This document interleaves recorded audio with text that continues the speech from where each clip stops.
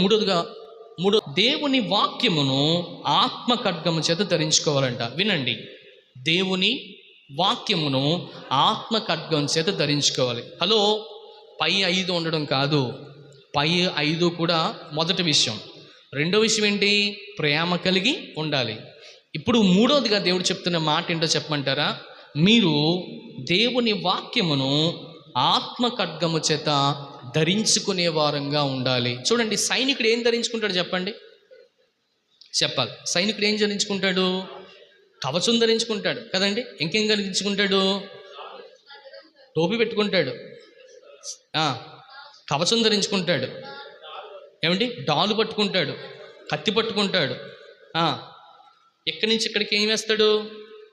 కవచం వేసుకుంటాడు. ఎక్కడి నుంచి ఇక్కడికి కూడా కదండి, తొడలకు వేసుకుంటాడు, కాళ్ళకి వేసుకుంటాడు. మొత్తము సర్వాంగ కవచాన్ని ఏం చేస్తాడు తెలిసి ధరించుకుంటాడు. అప్పుడు మాత్రమే యుద్ధానికి వెళ్తాడు. ఏం చేస్తాడు? యుద్ధంలో పార్టిసిపేషన్ చేస్తాడు, శత్రుల్ని సంహరించి మరలా వస్తాడు. నిజంగా ఎన్ని వేసుకోకుండా వెళ్ళాడు అనుకోండి, ఆడి చేతులు చచ్చిపోతాడు. అవునా కదా? కనుక మీరు ఇప్పుడు బయటికి వెళ్ళాలి అనుకుంటే, దేవుని బిడ్డలుగా మీరు వెళ్ళాలనుకుంటే పైన ఉన్నటువంటి లక్షణాలన్నీ ఉండాలి. ఆ లక్షణాలతో పాటు రెండవ లక్షణం ప్రేమ కలిగి మనము జీవించే వరంగా ఉండాలి. ప్రేమ ఒకటి ఉంటే సరిపోదండి, బాగా గమనించండి. దేవుడు అంటున్నటువంటి మాట, దేవుని వాక్యమును ఆత్మ ఖడ్గము చేత, ఏ ఖడ్గం చేత అంటండి? ఆత్మ ఖడ్గం చేత ధరించుకునే వారంగా ఉండాలి. చెప్పండి, దేవుని వాక్యాన్ని ఆత్మ ఖడ్గం చేత ధరించుకునే వారంగా ఉండాలి. అసలు చెప్పండి, నేను ఒక మాట అడుగుతాను, నాకు తెలియక, సైనికుడి యొక్క కత్తి ఎక్కడ ఉంటుంది? ఎక్కడ ఉంటుంది చెప్పాలి. సైనికుడి యొక్క కత్తి ఎక్కడ ఉంటుంది? ఎక్కడ ఉంటుంది చెప్పమంటారా? ఎక్కడే ఉంటుంది. అవునా కదా? వరలో ఉంటుంది. ఎప్పుడు దాన్ని యూజ్ చేస్తాడు? ఆపద వచ్చినప్పుడు దాన్ని యూజ్ చేస్తాడు. ఆపద వచ్చినప్పుడు దాన్ని యూజ్ చేస్తాడు. అత్తమాల పట్టుకుంటాడా? లేదు, వెళ్తున్నప్పుడే పట్టుకుంటాడు, యుద్ధంకి వెళ్తున్నప్పుడే పట్టుకుంటాడు, శత్రు ఎదురునే పట్టుకుంటాడు. చూడండి, మనం కూడా మన జీవితంలో మీరు గమనించగలిగితే మనకి ఒక రకమైనటువంటి ఏముంటుందనంటే, ఎలా చెప్పాలి మీకు, ఒక రకమైనటువంటి మనస్సాక్షి ఉంటుంది. నేను వారిని కొట్టేయగలుగుతాను, నేను వారిని ఏదైనా చేయగలుగుతాను. ఎగ్జాంపుల్ మీకు ఒక విషయాన్ని జ్ఞాపకం చేస్తాను. 10 మంది మిమ్మల్ని కొట్టడానికి వచ్చారు. 10 మంది దగ్గర కూడా కర్రలు ఉన్నాయి, మీ దగ్గర కర్రలు లేవు. ఇప్పుడు మీ మనసు ఏం చేస్తుంది? ఒరే, ఆ 10 దెబ్బలు మీ మీద పడిపోయే కంటే ఇక్కడి నుంచి పారిపోవడమే బెటర్రా అంటది మీ మనసు. అవునా కదా? అంటదా లేదా? ఒకవేళ మీ దగ్గరే ఒక రాడ్డో, మీ దగ్గర ఒక కర్ర ఉందనుకోండి, బాగా వినాలి, అంటే మీ మనసు చెప్పిన దానికంటే కదండి, మీ మనసు ఇచ్చేటువంటి బలం కంటే మీ చేతిలో ఉన్నటువంటి ఆయుధం మీద మీకు ఒక కాన్ఫిడెంట్ ఉంటుందా లేదా? చెప్పండి, కాన్ఫిడెంట్ ఉంటుంది. కనుక కనీసం 10 మందిని ఎదుర్కోవడానికి గల ఆ ధైర్యం ఎక్కడ లేకపోయినప్పటికీ కూడా ధైర్యం అనేటువంటిది కత్తో కర్రో మనకి ఏం చేస్తుంది తెలుసా? ఇస్తుంది.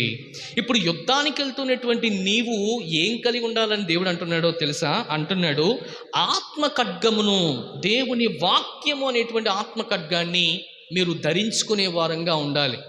మీరు ఏం ధరించుకోవాలంట? ఆత్మ ఖడ్గాన్ని ధరించుకోవాలి. ఎటువంటి ఆత్మ అంటే ఈ ఆత్మకు సంబంధించినటువంటి ఖడ్గం. బాగా వినాలి, అర్థమవుతుందా? ఈ ఆత్మ ఖడ్గాన్ని మీరు ధరించుకునే వారంగా ఉండాలి. అంటే ఎప్పటికప్పుడు దీనిని ఎవరు కూడా కొట్టకుండా, దీనిని ఎవరు కూడా అపహరించకుండా, దీని మీద మనం ఏముండాలో తెలుసా అండి? వాక్యం అనేటువంటి ఖడ్గాన్ని పెట్టుకొని ఉండాలి. వాక్యం అనేటువంటి ఖడ్గాన్ని చేతపరుచుకొని ఉండాలి. మీ దగ్గర వాక్యం ఉందనుకోండి, అపవాదిని ఇట్టే మీరు ఏం చేస్తారో తెలుసా? గెలుస్తారు. అపవాదితో ఇట్లే మీరు పోరాడతారు.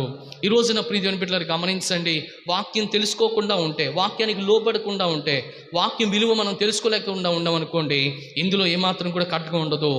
ఖడ్గము మామూలుగా మనం చూడగలిగితే ఎక్కడ ఉంటుంది? సైనికుని యొక్క వరలో ఉంటుంది. అలాగే దేవుని బిడ్డలైనటువంటి వారికి, పరిశుద్ధులుగా ఉన్నటువంటి ఆయన బిడ్డలకి ఇప్పుడు ఖడ్గం ఎక్కడ ఉండాలంటే ఇక్కడ కాదు.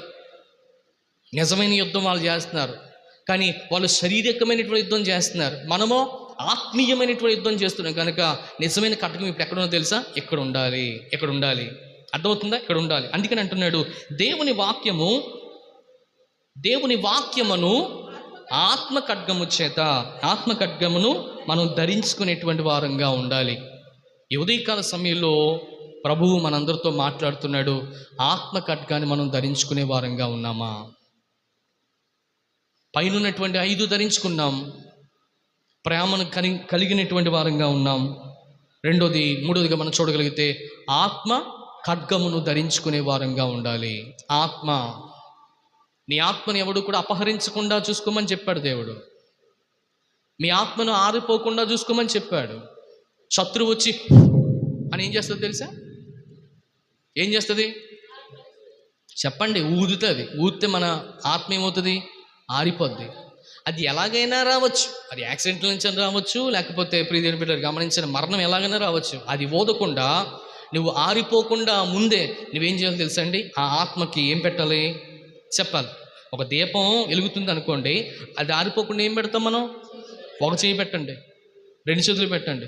చెప్పండి ఏం చేస్తారు? 2 చేతులు పెడతారా? చెప్పండి, ఒక చేయి పెడతారా?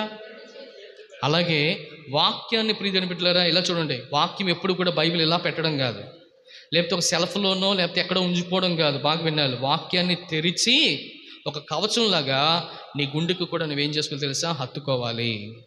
అలా నువ్వు హత్తుకున్నప్పుడు దేవుడు మీ జీవితాల్లో కార్యాన్ని జరిగిస్తాడు. దాన్ని ఏమన్నాడనంటే, దేవుని వాక్యమును ఆత్మ అనేటువంటి ఖడ్గం చేత మనం కూడా ధరించుకునేటువంటి వారంగా ఉండాలి. ఇప్పుడు చూడండి, ఇప్పుడు ఇలా పెట్టుకున్నాం అనుకోండి, ఇప్పుడు శత్రువు దగ్గరికి మనం వెళ్తున్నప్పటికీ కూడా ఏమాత్రం కూడా మనకి హాని ఉండదు. ఎందుకు తెలుసా? దేవుని వాక్యం మన హృదయంలో ఉంది.